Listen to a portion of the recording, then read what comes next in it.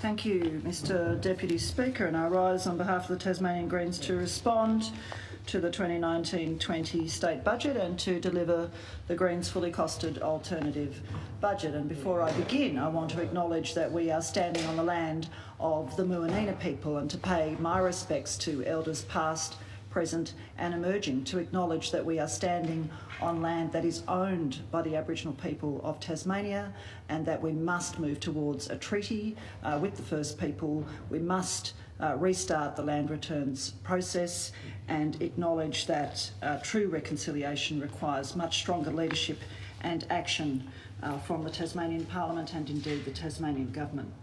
Mr Deputy Speaker, every Tasmanian has the right to a good quality of life. They have the right to access high-quality health services, to attend and send their children to great public schools, to go into a well-funded TAFE system or to university, and to secure stable, meaningful employment.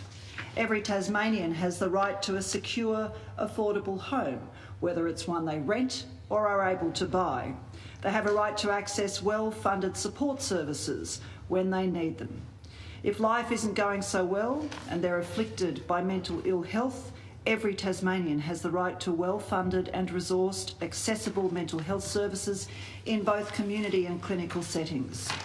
Young Tasmanians experiencing mental distress, and we just had a debate on the increasing levels of depression and anxiety amongst young people.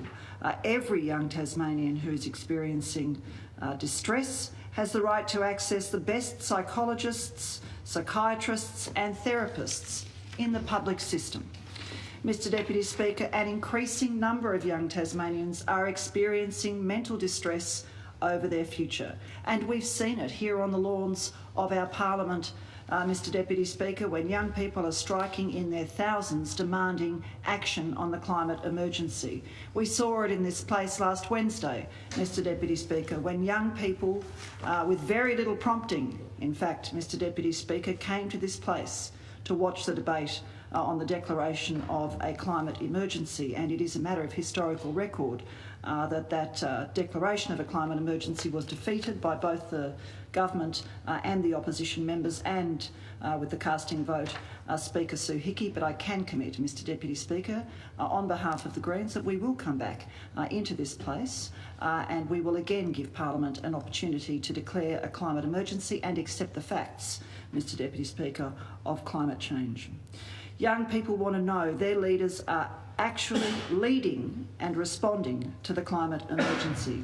Now, Mr Deputy Speaker, this year's state budget is a bitter disappointment to those of us who want to see government lead on climate action. It is a bitter disappointment to the community sector and those organisations and individuals who are working on the front line of our communities, Mr Deputy Speaker. And I go back to the report card just briefly that TASCOS issued on the day that the Treasurer handed down the state budget. There are more people accessing energy concessions now than there were when we left government in 2014. The Department of Emergency Medicine, people who are seen within 4 hours at the RHH, it's gone from 60.3% to 54% in 2018-19, Mr Deputy Speaker. The elective surgery waiting list has climbed from 7,438 in 2013-14 to 9,043 in 2018-19. The proportion of people who are deferring access to GPs due to costs has risen from 6.9% to 8.7%. TAFE and vet enrolments have fallen from 63,400 to 54,100. In good news, the school retention rate has increased from 68.4% to 74%. But in terms of unemployment, Mr Deputy Speaker, we've heard a lot out of the Liberals in government about creating jobs, but the hard data shows they are failing, Mr Deputy Speaker. The number of unemployed in 2013-14 was 18,900. It is now 17,500. So that's an improvement in real terms of 1,200 people who've been able to secure employment, Mr Deputy Speaker, and let's not forget the data from 2013-14 was when the state was just coming out of the impact of the global financial crisis. And of course the number of underemployed people has risen under this government. In terms of housing, the number of people on the housing register has increased from 2,054 when a Green minister was administering the portfolio and had the housing waiting list to its lowest level in a decade, to now 3,233 Tasmanians languishing on the public housing waiting list. And it's taking much longer, Mr Deputy Speaker, for people to be housed. It's gone from 19 weeks under a Green minister to 56 weeks under a Liberal minister, Mr Deputy Speaker. The number of children in out-of-home care has climbed from 1,054 to now 1,310. Mr Deputy Speaker, on any metric, socially, Tasmania has gone backwards after 5 years of a Liberal government. So, Mr Deputy Speaker, we are proud to present the Tasmanian Greens fully costed long-term vision for Tasmania, our alternative budget 2019-20. As Greens, we recognise a good state budget must address the triple bottom line. It must also apply the lens of intergenerational equity to policy and funding decisions. Future generations, Mr Deputy Speaker, deserve nothing less. The forward estimates are just 4 years, but the reach of policy and funding decisions made in a decent long-term budget must look past not only the forward estimates, but the next election. Mr Deputy Speaker, our vision for the future is of a healthy, resilient and prosperous Tasmania, where the natural environment is protected and every citizen feels included and respected. We know Tasmania can be a beacon to the world of sustainability, creativity and fairness. This requires both leadership and heart, a preparedness to see past the short term and to recognise an investment in the well-being of people is an investment in the future well-being of all Tasmanians. In a time of climate emergency, as a community, we must prioritise strong climate action. We can bring down emissions, adapt to a rapidly changing climate, and create new career pathways for Tasmanians looking for work. On this critical measure, we demonstrate it can be done. All it takes, Mr Deputy Speaker, is leadership. Right now in Tasmania, unemployment is the highest in the country. Too many people simply aren't feeling the golden age. A growing number of young people, families and older singles are finding it harder and harder to rent, let alone buy a home. At the same time, both patients and staff in the state's 4 public hospitals are under intensifying pressure. With underinvestment in public health comes further disadvantage across the community, and it impacts on all Tasmanians, Mr Deputy Speaker. The Greens' alternative budget prioritises high-quality health, housing and education services for every Tasmanian. It makes a clear choice to deliver better social infrastructure over roads and bridges. We demonstrate it is possible to really tackle the housing crisis, to increase the supply of secure, affordable, energy-efficient housing. Our alternative budget removes poker machines from communities and raises the tax on casinos. It levies international visitors for the privilege of spending time on this beautiful island and increases registration for high-emission vehicles. It cuts funding to V8 supercars and imposes a sensible waste levy to pay for environmental protection and community well-being. Mr Deputy Speaker, the Greens have always recognised that strengthening Tasmania's democratic institutions and the human rights of all citizens in an equal society makes for a stronger, more diverse and resilient community. Mr Deputy Speaker, a state budget is a statement of values. Our values are clearly reflected in our alternative budget. Mr Deputy Speaker, this was the hottest summer in the state's history, with fires that threatened communities for weeks and months and burned 6% of the Tasmanian Wilderness World Heritage Area. Tasmania is feeling the escalating volatile climate, bushfires, droughts and floods, Mr Deputy Speaker. People want reassurance their government recognises and is prepared to act and protect them in response to the climate emergency. Climate action is at the heart of the Greens budget, and it starts with leadership. Our alternative budget reinstates a Minister for Climate Change and the Climate Action Council, both axed by the Hodgman government in 2014. Our budget appoints a chief scientist to oversee all government policy with a view to ensuring the government's response to the climate emergency is grounded in the latest evidence. Our alternative budget ends all native forest logging to preserve the state's much needed carbon sinks and to protect the wondrous biodiversity of our forests. We also fund multiple methods of carbon sequestration across farming and land management. We recognise our farmers are doing the hard yards and their costs are rising. Our alternative budget invests in on-farm renewables and energy-saving measures to support our farmers. With a dry El Niño forecast this summer and extreme weather events no longer exceptional, Mr Deputy Speaker, our budget recognises the costs of responding to these events are likely to soar year on year into the future. We invest in 20 extra remote area firefighters and fund the trial of 2 very large air tankers to fight bushfires that threaten homes and wilderness. We also provide the resources for communities to better plan for bushfires. And we substantially increase funding for the state emergency services by $8 million across the forward estimates.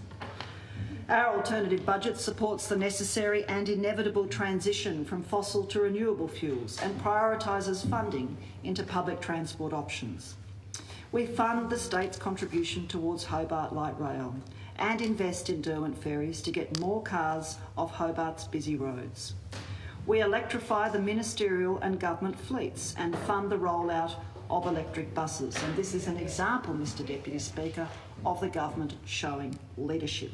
We build more pedestrian infrastructure and cycleways, including the Battery Point Walkway and light rail, to reduce emissions, improve people's health and create a more livable Hobart.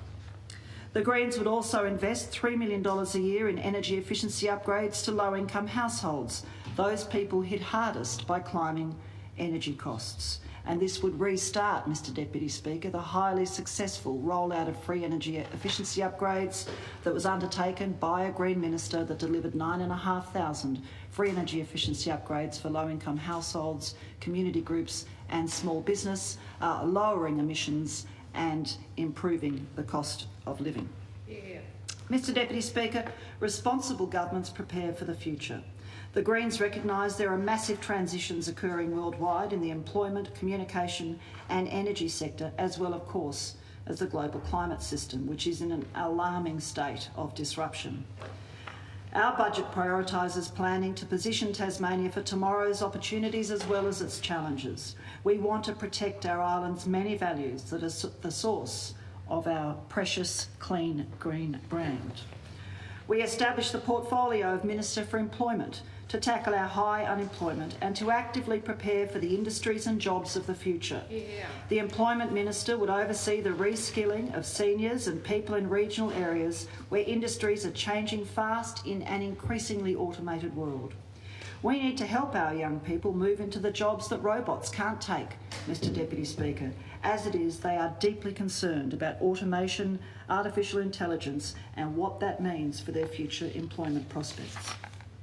Mr Deputy Speaker, our budget focuses on all regions and provides the tools communities need to choose their own economic path. We invest $50 million each year into a regional reinvestment infrastructure fund to help communities prosper into the future. Mr Deputy Speaker, Tasmania has a growing population and an increasing number of new arrivals are in fact climate refugees. Our settlement and land use patterns must actively reflect the demands of the climate emergency. Planning must prioritise environmental protection, public participation, and it must value our shared public places. The Greens budget establishes the offices of the Chief Engineer, the State Demographer, and it reinstates the State Architect. These offices will ensure Tasmania is equipped with the expertise needed for future planning.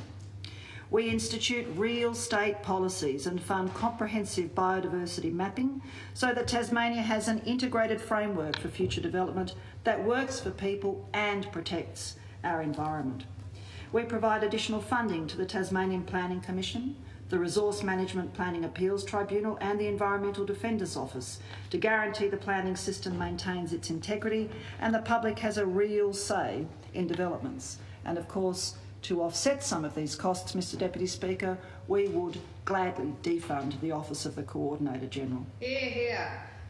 Thank you, Dr Woodruff. Mr Deputy Speaker, every Tasmanian has the right to a secure, affordable place to call home. This is a fundamental human right being denied to a growing number of Tasmanians. On any given night in Tasmania, up to 1,600 Tasmanians are homeless. They're living on the streets, in shelters and tents, temporarily at friends' places or in their cars. Many more are languishing on the housing waiting list, now at its highest level in a decade. We can and must do better by Tasmanians who are being shut out of both the rental and the real estate market. To deliver a sustainable social housing system, the state needs to absorb the Commonwealth housing debt into the Consolidated Fund, or the public account, as we now call it, unburdening Housing Tasmania to increase the supply of affordable housing. We demonstrate that it is necessary and achievable to do this. Mr Deputy Speaker, it's all about your priorities. The Greens' alternative budget invests $50 million in building new energy-efficient homes in the next 2 financial years. We also invest $30 million into new homelessness facilities to help those who need immediate emergency relief. The Greens would regulate short-stay accommodation and implement a vacant residence tax to free up the supply of affordable homes. The Greens' alternative budget tackles the housing crisis immediately and would provide real relief for those in housing distress. We present housing solutions to meet the immediate, medium and long-term needs of Tasmanians. Mr Deputy Speaker, the Greens understand health and wellbeing is the basis of a healthy community, which our investment priorities reflect. Tasmanian hospitals are bursting at the seams. When patients arrive, they will wait hours for acute care. And we know, Mr Deputy Speaker, that there are patients dying in our emergency departments. In order to tackle the rising demand for emergency services, we understand it is critical to properly fund those preventative health services that help keep people well and out of hospital. This government has dropped the ball on reducing the very high rate of smoking, alcohol and drug use and of poor nutrition. There are food deserts in Tasmania, Mr Deputy Speaker, where families cannot access healthy, affordable food. This is not good enough in a modern society. We invest $23 million into community preventative health services, expanding the population health unit and into drug rehabilitation treatment. We also recognise that when people need an emergency service, they need help immediately. Our budget provides $16 million for 10 psychiatric and 10 emergency department nurses and for extra clinical specialists to reduce the pressure in acute emergency care. The levels of mental ill health in Tasmania, including rising depression and anxiety amongst young people, are deeply concerning. The Greens budget prioritises an extra $25 million into mental health services. This includes $12 million for child and youth mental health services with a focus on protection so that young people don't fall through service and age cracks and can have age-appropriate care. People should have access to excellent health care across their lifespan, including at the end stage. We provide substantial funding of $42 million into those palliative care services Tasmanians want and need, including a Northern Whittle ward and $3 million each year for hospice in the home.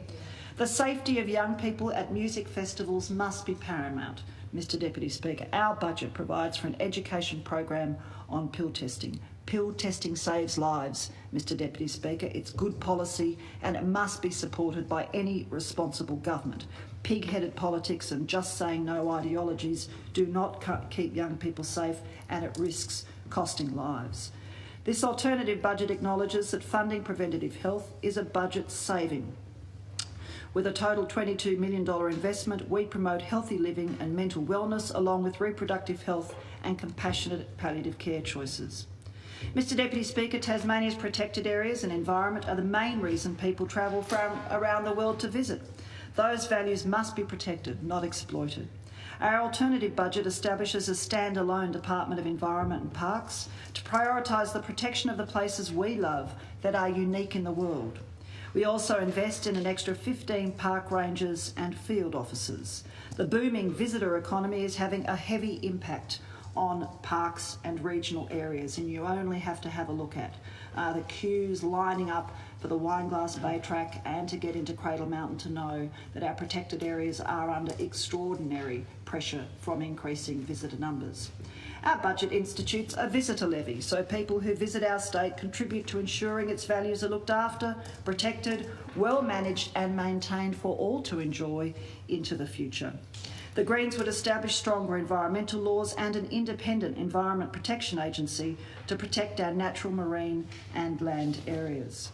Our alternative budget defunds the divisive and exploitative expressions of interest process established by the Liberals to develop in parks and reserve areas, and it funds a statutory process to govern the development decisions within parks and reserves.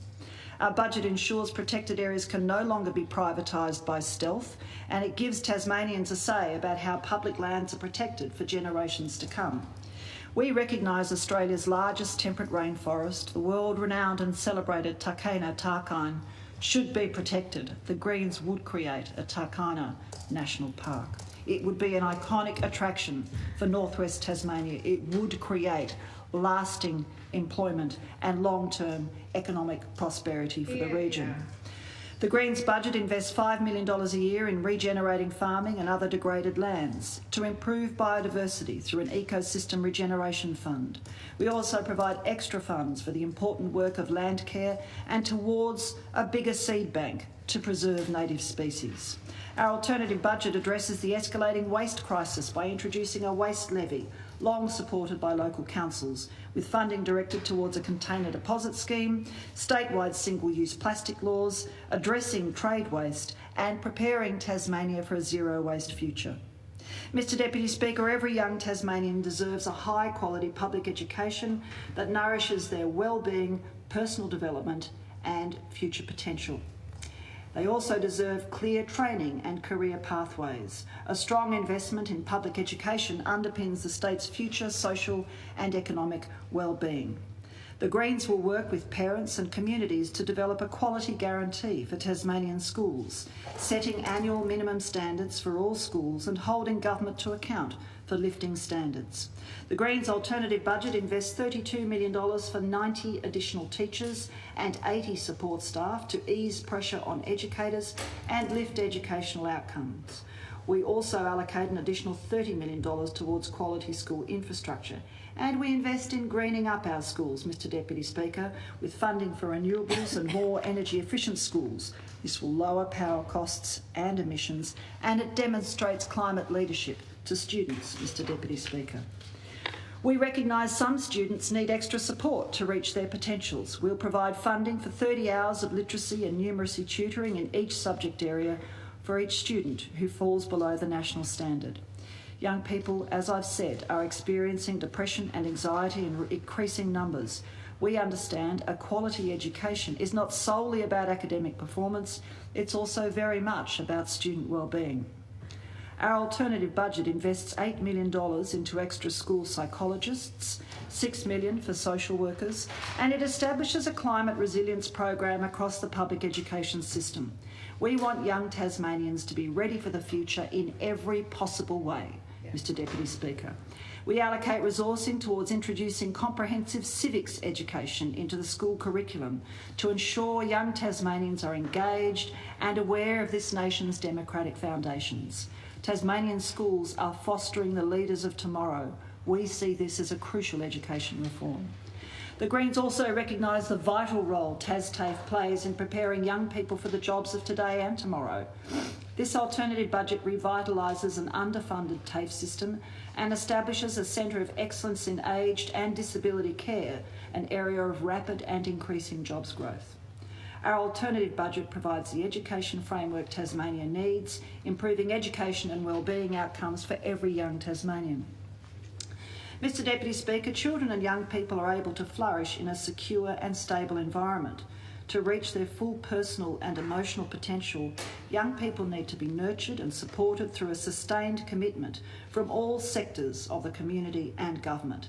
Tasmania's child safety system is chronically and dangerously underfunded, Mr Deputy Speaker. Significant investment is urgently needed. Our alternative budget provides for 50 new child safety officers and restores the support staff cut by the Liberals. These initiatives will free up child safety workers to investigate allegations and to support families. The Greens recognise the well-being of Tasmania's children should be above politics. We will move to establish a joint standing committee on child safety to provide non-partisan parliamentary leadership and to foster collaboration. Our alternative budget funds a specialised child, youth and family intervention course through TasTAFE and a cadetship program trial to run over 3 years in order to attract, train and retain new staff. We invest in developing minimum standards for foster carers and increasing the support available to carers. We also fund parent advocacy services to improve the chances of safe, sustainable family reunions. The Greens' alternative budget provides additional caseworkers, restores support and provides the building blocks for a more secure, safer child protection system.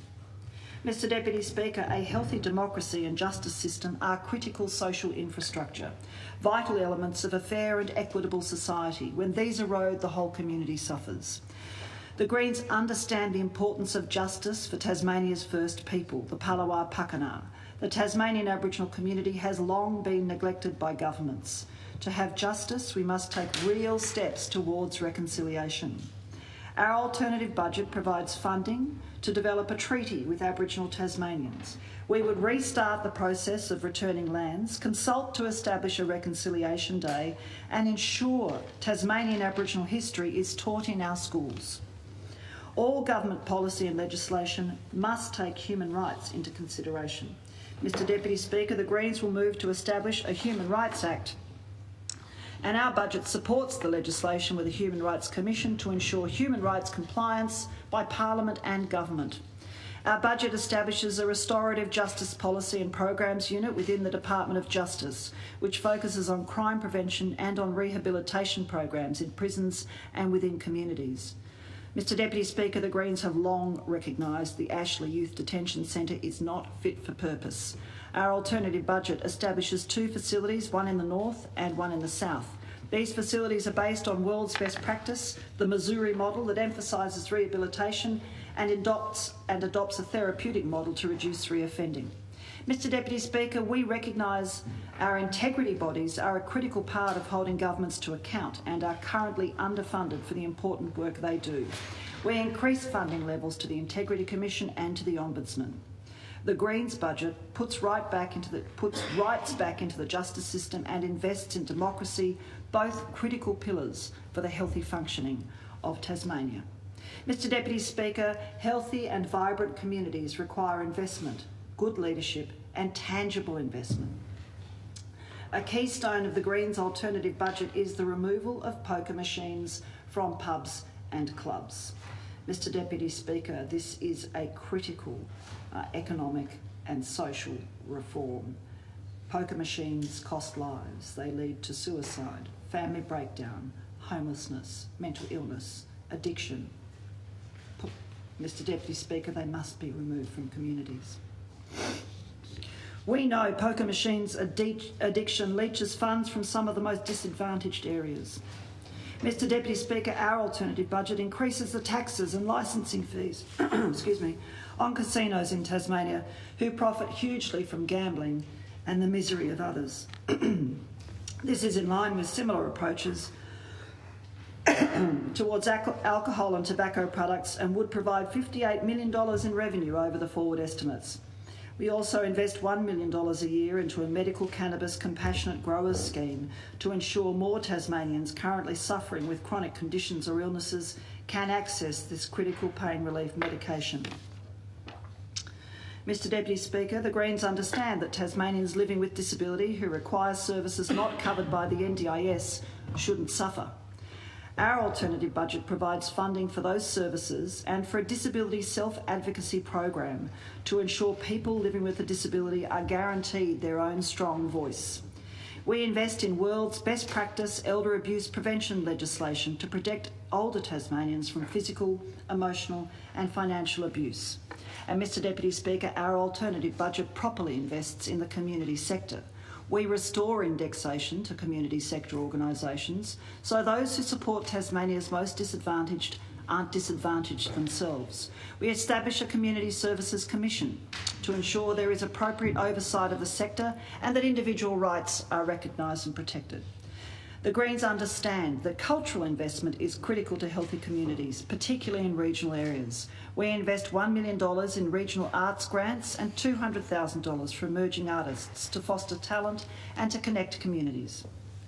And Mr Deputy Speaker, the way we treat animals reflects who we are as a society. Tasmania still has chickens trapped in battery cages. 1080 poison is being laid on farmlands and plantations, and greyhounds are still being killed by the hundreds every year to prop up a cruel industry. Yeah. Mr Deputy Speaker, Tasmania can do much better by all its creatures, great and small.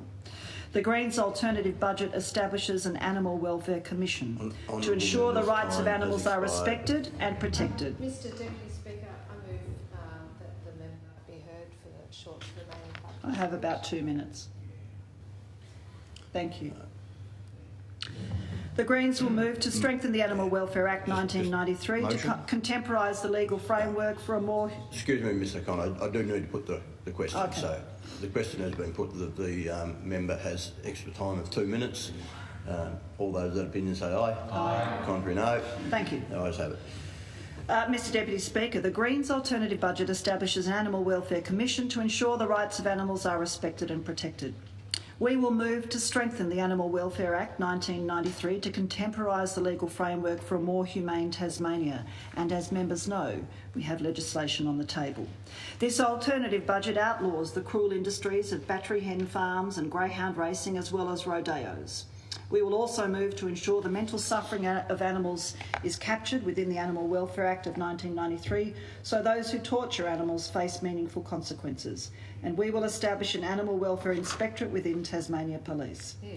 Animal cruelty offences and welfare crimes are currently under-investigated or not prosecuted due to a lack of inspectorate resourcing. We recognise the pressing need for Tasmania Police to be properly resourced to effectively undertake inspectorate work. The Greens' alternative budget invests in animal sanctuaries and shelters in recognition of the vital work they do on behalf of the voiceless. And Mr Deputy Speaker, I seek the leave of the House to table our alternative budget 2019-20. The question is that leave be granted. All those that opinion say aye. Aye. Contrary, no. The ayes have it.